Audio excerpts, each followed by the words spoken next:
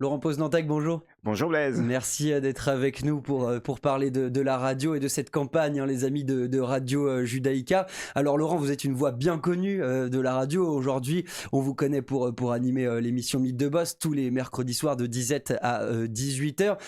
Je vais vous poser la même question qu'on a posée un peu à tout le monde. C'est quoi aujourd'hui pour vous l'importance de la radio, surtout dans le contexte actuel qu'on connaît qui est évidemment très compliqué? Bon, alors d'abord, Radio Judaïka, c'est une longue histoire. C'est la première radio juive européenne.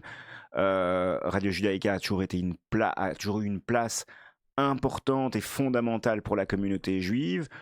C'est un contrepoids, c'est malheureusement un contrepoids des médias. Ça me fait mal de le dire et de le répéter, je le disais déjà à l'époque, d'être ce contrepoids parce que les autres médias ne font pas un travail équitable et le Radio Judaïka justement apporte une réponse qui est souvent beaucoup plus large que ce que les autres médias font. Donc c'est fondamental pour lutter contre la désinformation, contre l'antisémitisme. Aujourd'hui, on le sait, depuis le 7 octobre, il y a une vraie recrudescence de l'antisémitisme. Donc on a un besoin vraiment vital de Judaïka. Et je sais aussi qu'après le 7 octobre, ça faisait du bien aussi à la communauté de pouvoir avoir de l'information, d'avoir beaucoup de témoignages. Donc Judaïka fait un travail incroyable tous les jours avec une équipe vous faites partie de cette équipe de journalistes, vous faites un travail d'information incroyable. Il faut le soutenir, il faut le financer, il faut continuer à le développer.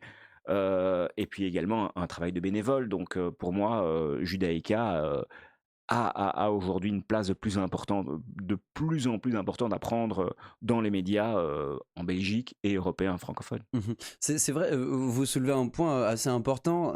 Juste après le 7 octobre, on a reçu énormément de témoignages sur la manière dont on couvrait ce qui se L'info, passait en ouais. Israël, l'info. Et beaucoup de gens nous disaient, ça nous fait énormément plaisir d'être reconnectés avec ce qui se passe en Israël, de savoir ce qui se passe Ah ouais, au ouais. jour le jour et d'avoir des témoignages en direct. Ouais, ouais, complètement. On avait aussi le sentiment d'être effectivement un peu plus proche de cette réalité. Moi, personnellement, je retourne, enfin, je vais en Israël là, dans quelques jours. Je suis plus allé depuis juin 2023.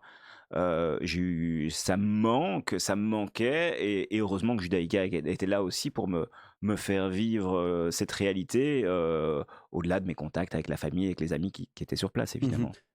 Laurent, Radio Judaïka, c'est aussi une histoire personnelle pour vous. Ah ouais, alors on pourrait dire c'est une histoire d'amour, c'est la famille.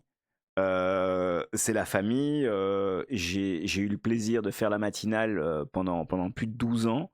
J'ai commencé en 2002, je crois, ou un peu avant, en 2001, pour être précis. Donc c'est une grande histoire. Donc pendant 12 ans, je réveillais les auditeurs de 7h à 9h. Et donc évidemment, un lien important. 12 ans d'une vie, ça compte.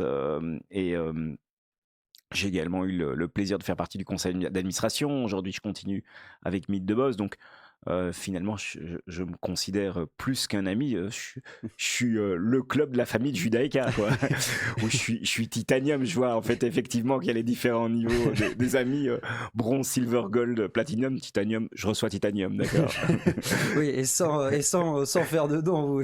Ah, je donne, en fait, vraiment, pour être très honnête, vous savez aussi ce que c'est une matinale, c'est un vrai investissement.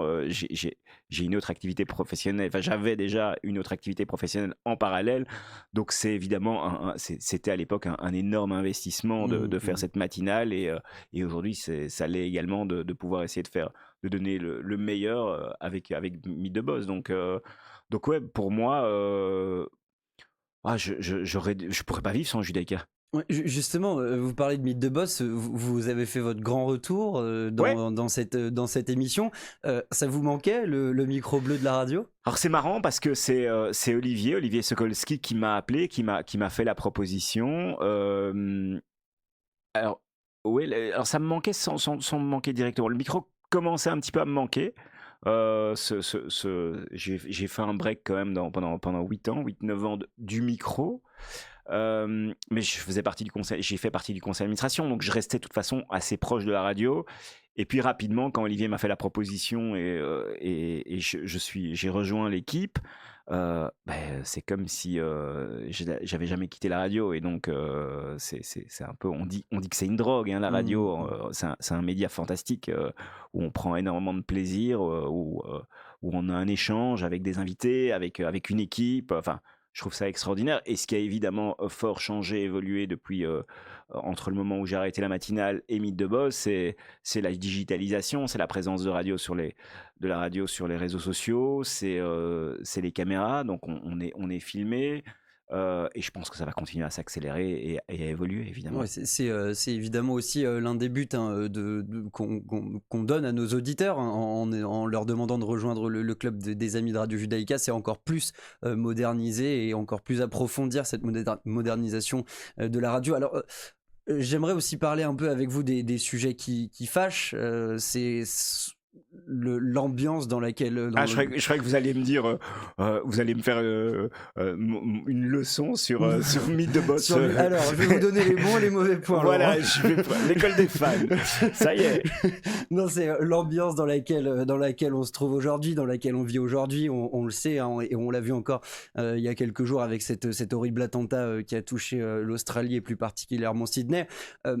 Vous animez une émission qui s'appelle Mythe de Boss, vous devez trouver des invités. Est-ce que vous vous êtes déjà confronté depuis le 7 octobre à des refus parce que Radio Judaïka, nous, ça nous est arrivé dans le groupe Info? Alors, je vais vous confier quelque chose. J'en ai pas parlé, j'en ai parlé avec Olivier. Oui, depuis le 7 octobre, on a un nombre non négligeable d'entrepreneurs, de CEO de grosses entreprises qui refusent de venir sur Judaïka, dont certains sont extrêmement explicites. Je ne veux pas, en tout cas, venir... Que mon image soit associée à Judaïka. Et je trouve ça extrêmement grave, désolant. Je vous avoue que moi, ça me fait énormément de mal. Je reconnais plus la Belgique et certains Belges dans cette attitude, dans ce comportement. Après, je pense que justement cette voie de continuer, pas s'arrêter, garder la tête haute. Heureusement, on a un nombre quand même important d'entrepreneurs qui continuent à accepter nos invitations, qui viennent. Et puis voilà. Et puis dans Mythe de Boss, on ne parle pas de politique, mais on est confronté à cette réalité où on a effectivement des gens qui ne veulent pas ou plus venir sur Judaïka, et je trouve ça désolant. Ouais. Laurent Poznantec, je le rappelle, donc tous les mercredis, on vous retrouve, vous et votre équipe, autour d'invités dans Mythe de Boss de 17h à 18h. Merci à vous et à bientôt. Merci. Et attendez, bien sûr, il faut rejoindre le club des amis de Radio Judaïka. Les amis, franchement, on vous demande pas grand chose, on a besoin de vous. On le répète, on le dit, 5 €, 10 €, 50 €, 100 €, 1000 € par mois pour ceux qui peuvent.